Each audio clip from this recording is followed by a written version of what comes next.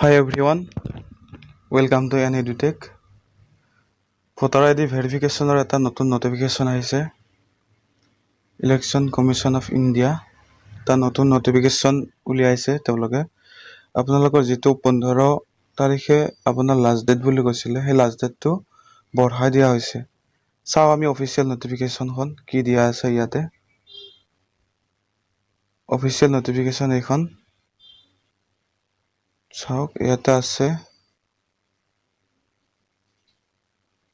এইবিলাক লেটাৰ নাম্বাৰৰ ওপৰত ভিত্তি কৰি চাওক কি দিছে। আমি মেইন বস্তুটো চাব লাগিব, কিমান দিনলৈকে বঢ়াই দিছে সেইটো চাওক।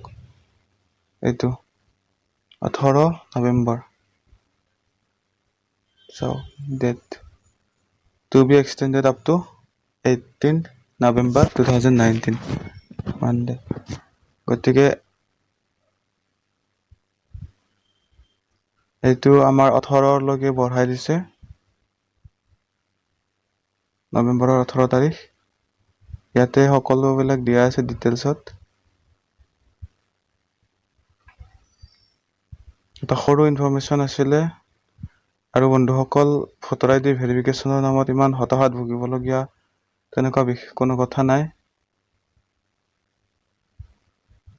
আপোনালোকৰ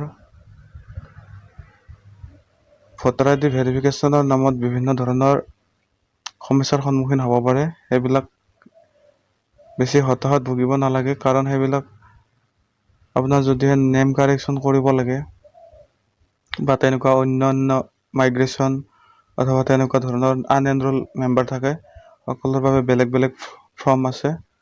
সেইবিলাক ফৰ্ম ফিল আপ কৰি আপোনালোকে নিজৰ নিজৰ নামসমূহ আপডেট কৰিব পাৰিব, লগতে ভেৰিফাই কাৰেকশ্যন গোটেইখিনি হৈ যাব। যিহেতু লাষ্ট ডেটটো বঢ়াই দিছে, সেয়েহে আপোনালোকে লাহে লাহে নিজৰ ভোটাৰ আইডি বিলাক শুদ্ধ কৰিব পাৰিব। বেছি খৰখেদা নকৰিব, খৰখেদা কৰিলে ভুল হোৱাৰ চান্সে বেছি থাকে। গতিকে লাষ্ট ডেটটো বঢ়াই দিয়াৰ বাবে আমাৰ জনসাধাৰণৰ বাবে এটা সুবিধা হৈছে, নহ'লে বহুতো ভেৰিফাই কৰিব ৰৈ গ'লহেঁতেন।